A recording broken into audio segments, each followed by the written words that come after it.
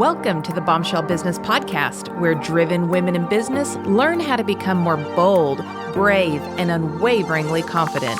Feel empowered and challenged through inspiring stories and tell it like it is advice for business, life, and leadership. Hey, Bombshell. Welcome to the Bombshell Business Podcast. I'm so happy you're here. I'm your host, Amber Hurdle, the Velvet Machete, and I'm here to straight talk with you about your business brand and your success as a bold, brave female entrepreneur, which of course is the definition of bombshell. This is episode number 44, How to Design Your Brand Experience from Start to Finish. And in this episode, you are going to identify each touch point of your own brand journey so that you can ensure that you weave your brand into every detail of your customer experience. And by the end of this episode, you'll be able to create your own customized checklist and start being intentional about ensuring when people talk about your brand, it's because the proof is in every single interaction your customers have with your company. So just before we get started, so you're not frantically looking for links or whatever, all the show notes can be found at amberhurdle.com/podcasts with an S. Look for episode number 44, and you can find all the show notes for this episode.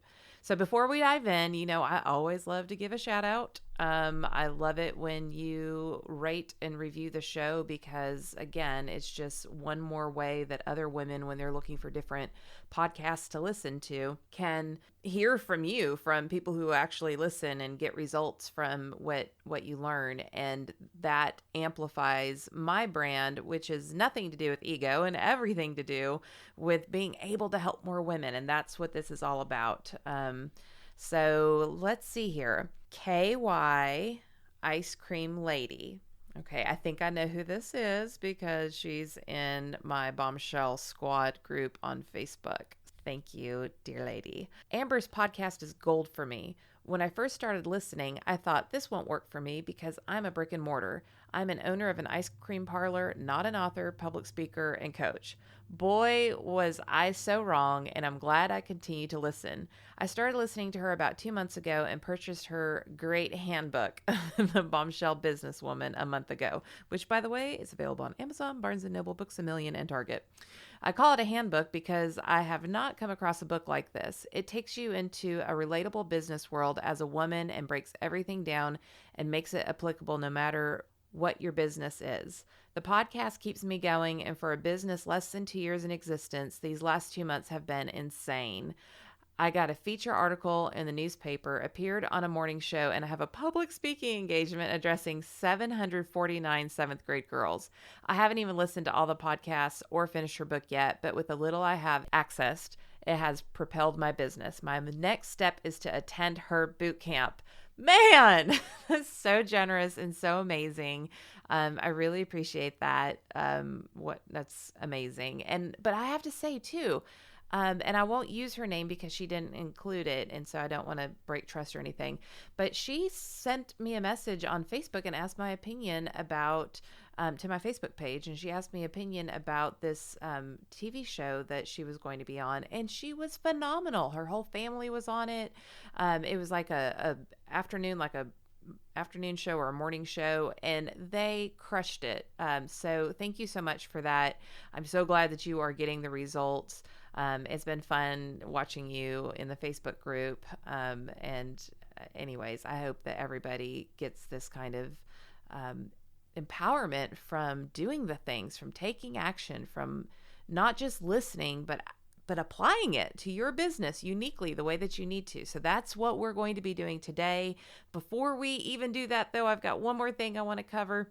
I really want to know what your problems are. We've said this a million times. My definition of business is solving people's problems in exchange for money. And I'm actually going to break that. And I just want to know what your problems are. So I have put some time aside in the next couple of weeks, and I would love to hear from you. So for the next couple of weeks, if you're listening to this in the future, right now we are in March of 2018. This might not work. This link might be gone by then. But in the next couple of weeks, if you want to book 15 minutes from me, I, hand to Jesus, will not sell to you. I just want to hear what's going on in your business. I want to know what you're struggling with. I want to know what ticks you off at the end of the day. I want to know what's keeping you from getting to where you want to go. So I've got these 15-minute slots all booked out. Again, if you go to amberhurdle/podcasts with an S, look for episode 44. This link will be in there. But if you are, if I'm in your ears and you're on your phone, just jot this down in your notes section or in a calendar appointment to remind you to do it, or your project management software, whatever it is that you're going to use, your tasks, whatever. Type in bit.ly/bombshell booking. So that's bit.ly/bombshell booking. bit.ly/bombshell booking. And I'll chat with you. I'm going to cut you off at 15 minutes because I've got to get a lot of these in. I'm always overwhelmed by the response. You guys are like take action kind of people. So if you've got big enough ovaries to get on the phone and tell somebody that you listen to for advice exactly what's going on, I promise I'm going to come at it from a judgment-free awareness. I have no skin in your game, so there's nothing that you could possibly tell me that I'm going to judge you about or make you feel bad about. I'm going to ask a ton of questions, and if I can give you a little advice while you're on the phone with me, I'm going to give it to you because that's what I'm here for. So again, no sales pitch. I do want to talk to you though and figure out how I can improve the show, how I can improve all the things that I offer you, and see where we go from there. So let's talk, girl. Okay. So how to design your brand experience from start to finish. As you are thinking about this, when you're listening to the different questions I'm going to ask, I want you to think, what tools do I need? What training do I need? So that your brand is communicated and felt. Because remember, brands are feelings. They make people feel a certain way. They make people emotionally respond. To ensure your brand is communicated and felt through every touch you have with your customers. What tools, what training? What tools for you, what training for you, what tools for your employees, what training for your employees do you need as we ask all of these questions to make sure that that brand experience is consistent through every single touch point that your customers have with you. Okay, so I'm going to take you through stages and we are going to ram a jam through this. So this could be one of those episodes where you want to listen to it twice. I do think that this is worth taking notes. So you might want to come back to it if you're like jogging or whatever right now. Okay, so the first stage is like that prospect stage, right? You have not earned them as a customer yet. So how does your customer come to you? Is that through a referral? Is that because you run Facebook ads? Is it because you do social media posts? Like I can think there's a boutique here in Lebanon. I'm not a huge boutique person, honestly. I'm not. Like I've got kind of like a super womanly body and like Guess is a good fit. But usually like boutiques are not a good fit. But there's a certain boutique in Lebanon, Tennessee called 316. Check out their Instagram page. They are, and I'll put that in the show notes. They're amazing at like making me have FOMO. And I'm constantly wanting to go to their store to go get something because their Instagram posts are so on point, at least for me. Of course, the owners of that boutique are more my age. So that might have part to do with it. But so the first time I ever went into that boutique is because I saw something on Instagram and I wanted it. And so I drove across town and I went. So that is how they took me from a prospect to a customer. So be thinking about what is it that I need to do to put my brand experience through these. So referral, like Facebook ads, social media post, and outbound marketing, like a sales call. Like if you're like a web design company, you might be making outbound sales calls. You might be making cold calls. If you're a speaker, you could be making cold calls. That's totally cool. Cold calls are not dead. So be thinking about what does your brand feel like while you're doing that? Or do you go out and speak? I don't care if you run a pizza joint. Go talk to your local Rotary Club because now you're building brand awareness. Like, here's our brand story. This is why we do the things we do. Here's how we participate in the community. You don't have to be like, and on the menu, we have a pepperoni and we have gluten-free crust and vegetarian options. Like, you don't have to get into all of that unless you want to. It's not about selling, it's about awareness. And if you have an awareness, then you could take the next steps to sale. So right now we're just talking about prospecting, about getting your message out there. Maybe you have put a local ad in the newspaper. Maybe you've put something in an association magazine that goes out. Maybe you're advertising on somebody else's website. Maybe you're a guest on somebody's podcast, or you are on television, like the fabulous woman who just left me an amazing review. So as you think about that, what tools and what training do you need in order to be successful in that prospecting? In the marketing, that's all marketing, right? That's all marketing. It's all public relations. But at that point on the customer journey, your customer at that point is only a prospect. So that's why I'm calling it prospect stage. Okay, so once they decide they might want to engage with your business, maybe they want to become a customer, what is your next step with them? What do you do first? Do you book an appointment? When they walk in the door, do you greet them a certain way? If, let's just say, you are a lawyer and they want to do business with you, maybe you've got a woman who calls and is going through a custody issue. When she calls your law firm, what's the next step? Do you book a consultation? Do you book another phone time and somebody at the front desk books that time with you? Does she fill out an online form? What is that? Do you need to do this manually? Is this something that can be handled by software? I mean, I just sent you, which I promise, again, hand to Jesus, not selling you, but I sent you a scheduling link. So you might need a scheduling link for your business. Will they get a reminder? How? Will they get it via text message? Will they get it via a phone call? Will they get it, via email? Do they get all three? What information do you want before they become a customer? Now, if you are like a boutique or a restaurant, you might not have any information, and that's fine. If they make a reservation with you, then you might want to have information like their phone number, email, or something like that, so you can communicate with them in case, something happens. But you might not need any information. But what information do you want to receive when they do become a customer? So they come in, say they purchase a blouse at your boutique. Do you have them fill something out for their email address? And dear heavens to Betsy, do not just put a journal out where everybody can see everybody's email addresses. Like, we just live in a world where that's not cool anymore. So have a way that you can capture those email addresses, and you can tell them like, oh, we're going to send you a coupon for your next visit in. I mean, even if you're an ice cream shop, you can do that, right? So what information do you want after they become a customer? And then also, speaking of emails, no matter what kind of business you are, do they get included in any type of email sequence after they become a customer with you? Like if they enroll in your program, what if they don't enroll in your program? What if they just bought one thing from you? Let's just say like you're a consultant like me. What if they maybe downloaded your freebie, but they did not actually go through with the purchase, that after they download your freebie, and maybe I should back up on this. I'm just assuming everybody knows how this works. Let me put a timeout here.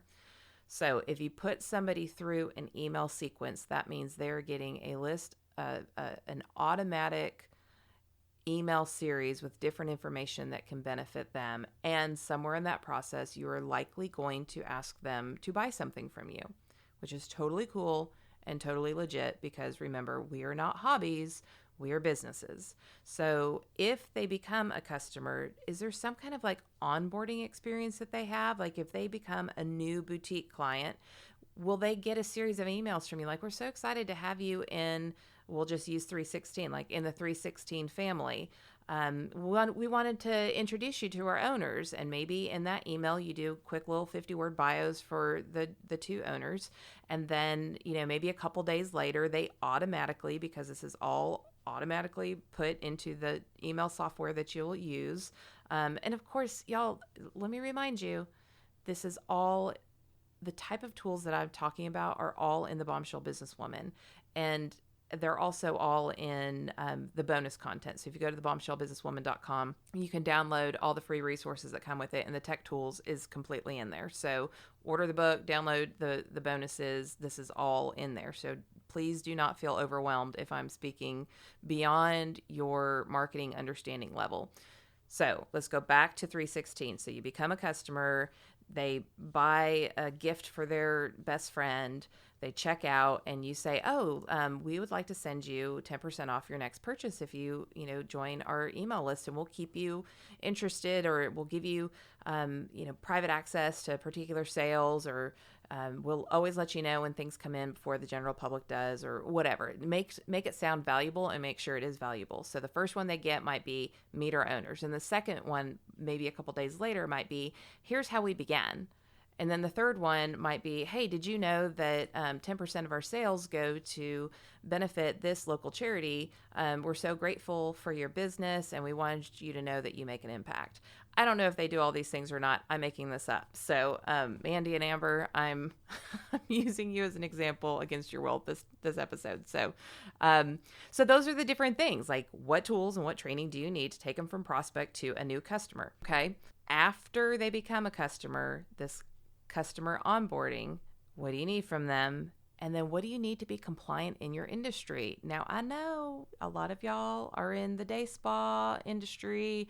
A lot of you are stylists. You have salons. I know I have some medical estheticians. I mean, I've got like such a diverse group of listeners, but I know there are a lot of you who have to be compliant. And so make sure any forms that you have to have, any agreements that you have to have. Obviously, if you're an attorney, you need an agreement. I do agreements with my customers. I have mutual non-disclosures. If I have a speaking gig, I have a writer that goes along with that with, here are the different things that I need, and you're going to agree to provide them for me, whether that's AV equipment or the type of food that I'm going to eat or how many water bottles I need on the stage. There's just so many different things that you might need an agreement for before you give a service. So think about that. What does your client need to be successful with you? It's a pretty good question. If you become a client of mine, you get an onboarding email that says, here are some tips for you to help manage the process, manage your time. If you become a customer of somebody at a salon, you might want to know how to take care of your hair. So if you've given somebody a keratin treatment and then they go and use a clarifying shampoo, that's like hundreds and hundreds of dollars flushed down the toilet, right? So what does your client need to be successful with you? Maybe you say, hey, here's my portal of videos, or go check out my YouTube channel. Give them like a little business card or something and say, I talk about keratin treatments in this group of videos. So be sure you watch those. Or maybe you have like a little customer card that says, top tips for keratin treatment or color treated hair or for blondes only, and be very specific about what it is that they need to do to be successful with you. Because here's what's going to happen. You're going to do a keratin treatment in somebody's hair. They're going to go wash it with a clarifying shampoo, and they're going to think, you suck. You didn't do it right. I'm never going to get a keratin treatment again. And now you've got hundreds of dollars that you're not going to get again. So these are experiences that are not only good for your customer to have from a customer service standpoint and to experience like the high touch level of your brand as you're elevating this brand experience, it's also profitable for you, right? Because happy customers come back. It might be, if you're a consultant, you might have, like me, best practices, how to stay organized, whitelist me in my email. When you're thinking about, okay, this person is going to do business with me, what do they need to know? Be thinking about those little touch points, and don't overcomplicate it. Don't have systems just for systems. But if there's something that can help your customer be a better customer, let them know. Or if it helps them be happier, let them know. In retail, it might be, here's how to be successful with me. The only way that you're going to get access to a private trunk show or holiday pre-sales or whatever it is that you do is to be on my email list. Or it might be, join the Facebook group for this. Whatever that looks like for you, let your customers know how they can be successful with you. Another thing with customer onboarding is, will you send them something in the mail? There is plenty of places that I have been to, from restaurants to salons to even when a new outdoor store opened. That's actually a store for my husband, but when I went, I actually got a thank you card. Thanks for being a good wife coming in. I mean, that was like really, really cool. And it was branded on their cards, handwritten note from the owners sent to me. So are you going to send something in the mail? Is there an automated email that goes out? Like, we were so glad to see you today. How are you going to thank or identify a new customer? Maybe something else too is, how are you going to manage all of your customer notes? Like, are you going to have follow-up prompts or tasks scheduled? Will you have that somebody tagged, like let's just say they're a hair salon client, will you have somebody tagged that if they haven't booked an appointment, you need to reach out to them and be like, oh, your low lights should be scheduled soon, that sort of thing. So what system are you going to put them in? What type of CRM? Restaurants have Open Table. You can put different notes in there. I'll tell you who is amazing at this is Jeff Ruby in Nashville. If you've never been to Jeff Ruby, I mean, first of all, it's probably one of the more pricey restaurants, but it's also one of my favorite ones. And actually, I'm going there tonight now that I think about it. So super excited about that. But they know everything. They know everything about me. They know what other people we've been there with. There's notes upon notes upon notes. And so you go in there, or even like Bob's Steakhouse in the Omni. Like, we go in, Carlos is always our server, and he probably doesn't really remember us, but immediately, like, we have walked in before and said, hey, can we get a table is Carlos available? And they pull us up. Oh, Mr. Hurdle, we'll be right with you. Or my husband went there a couple weeks ago with a client, and he didn't even ask for Carlos, but when he gave his name and said, can we possibly get a table? It was last minute. They said, oh, yes, certainly, Mr. Hurdle, called him by name. And then Carlos comes out, because they went and told Carlos, hey, your regular customer is here, or at least as regular as we go there. And so they created this whole experience. They make us feel important, and yet there's no way that they can remember all of these little details. So this is how you elevate your brand. This is how you play like the big dogs, like Jeff Ruby or Bob's Steakhouse at the Omni Hotel. And if you can't afford something like Open Table or whatever, there are free customer relationship management softwares like Agile, CRM, or Insightly. So there really is no excuse. And again, all of those things, what tools do you need? What training do you need?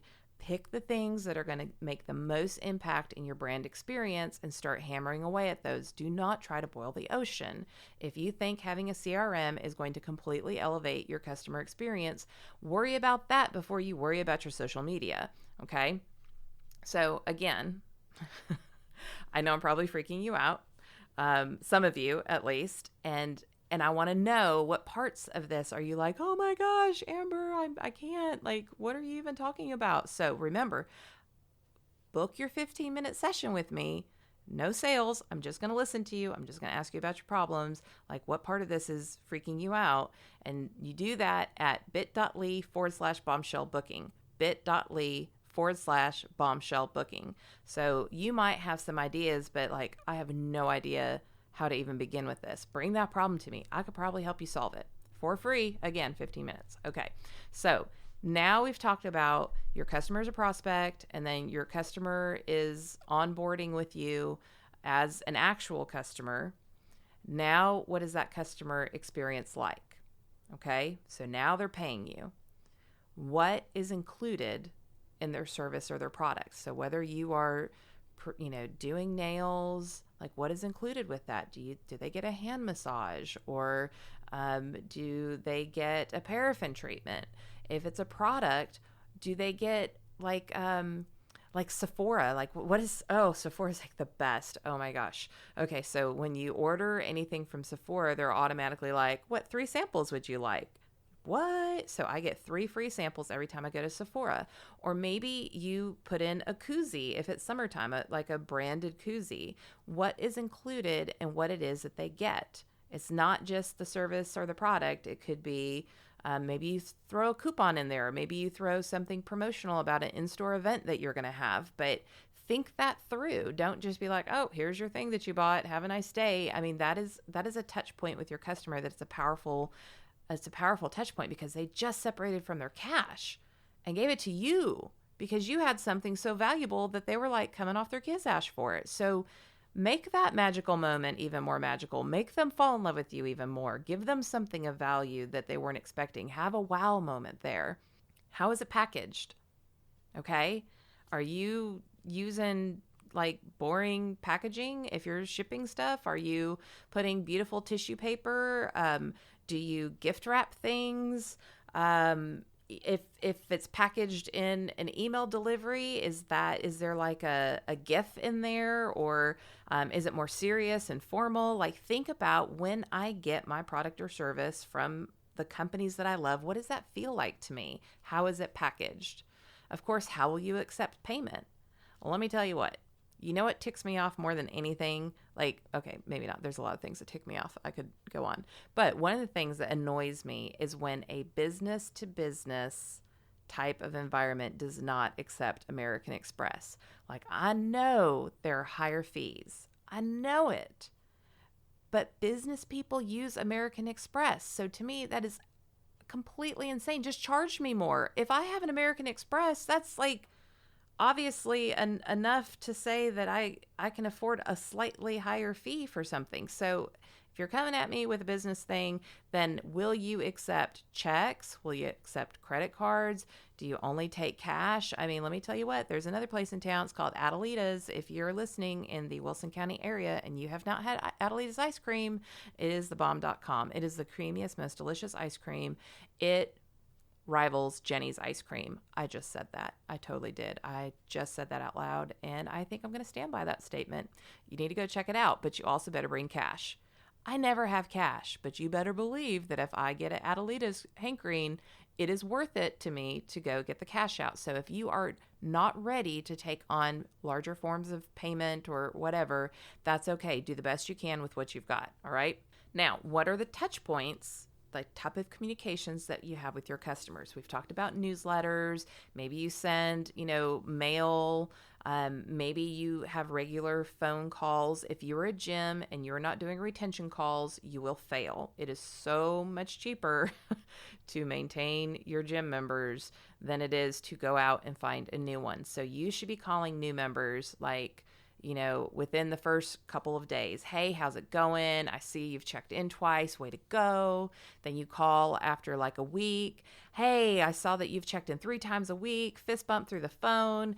Did you know that we have this class? It's about the same time that you normally check in. And I think it'd be really great for you because when we talked in, when you first joined, you said that you like this, this, and this. And then you check 30 days in and you say, hey, wow, you've made it a month. Look at these great habits that you've created. I'm so proud for you. Is there anything that I can do to help you? And also, did you know our smoothies just got an update? We actually have all natural protein now, and it's all vegan and low carb and whatever those things are. I don't know, I'm making this up.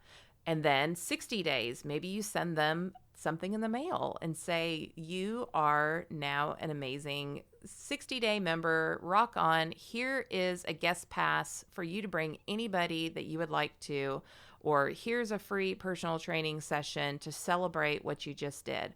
Now, imagine that versus the customer experience of, I joined and I never heard anything from you except for your lame weekly newsletter. Versus I'm getting called by my salesperson. Do you hear the differences there? That's what takes a brand from to a wow brand. That's why people come to me, because they're like, how do I elevate my brand? Like, how do I make more money? How do I get people to spend more money with me?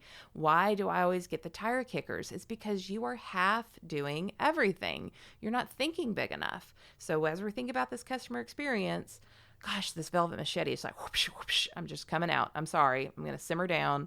Please think about these things. And again, the questions are, what tools do I need? What training do I need for myself and for my employees? Okay, so some other things to think about. And again, this is not all inclusive. This is what I'm trying to cram into not even 30 minutes because I'm probably going to go over here. Do you have any event plans that you want to do?